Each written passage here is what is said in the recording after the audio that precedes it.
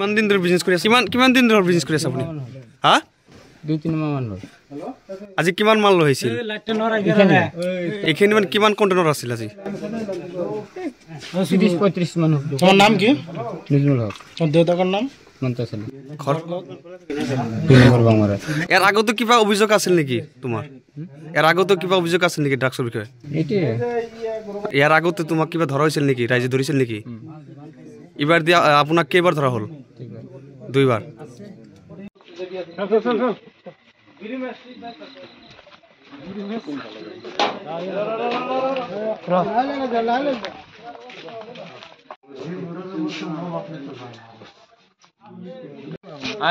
মানে এই সন্ধিয়া সময়ত প্ৰায় 7টা 8:30 মান বজাত আমি এটি আমাৰ ফোন কল গ'ল আমাৰ যে এই নজমুল নামৰ 2 নম্বৰ বাগমাৰাছৰ দেউতাৰ নাম মন্তাজ আলী। তেওঁ আচলতে আমাৰ এই বাগমাৰাছৰ এটি মানে কুখ্যাত ড্ৰাগছ ব্যৱসায়ী।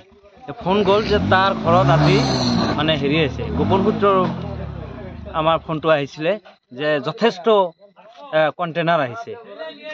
তো সেই হিচাপে আমি লগালগ থানাত ইনফৰ্ম কৰিলোঁ, আলপতি আৰক্ষী থানাত।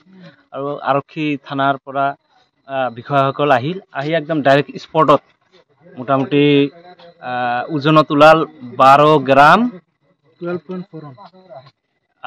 12.41 গ্ৰাম মানে ড্ৰাগছ সহকাৰে তাক একদম হাতে নিতে ধৰা পেলাইছে।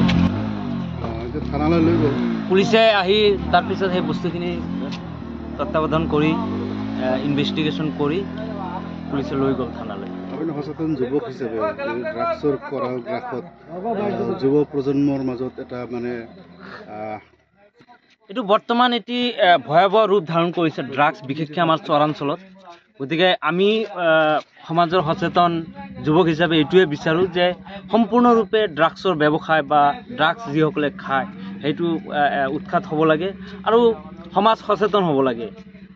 যদি কোনোবাই তেনেকুৱা ইনফৰ্মেশ্যন পায় থানাত লগে লগে খবৰ দিব লাগে, যাতে এই বস্তুটো এই ড্ৰাগছৰ যি উৎপাত চলিছে আমাৰ চৰাঞ্চলত এই বস্তুটো সম্পূৰ্ণৰূপে মানে বন্ধ হ'ব লাগে। ল'ৰাটো আগতে গ্ৰেপ্তাৰ হৈছিল, হয়, কেইবাবাৰো ইয়াৰ আগতে কেইবাবাৰো আটক হৈছিলে যদিও পৰিমাণ কম থকাৰ কাৰণে মানে এৰা পায়, কিন্তু এইবাৰ ভালে পৰিমাণে হেৰি পাইছে।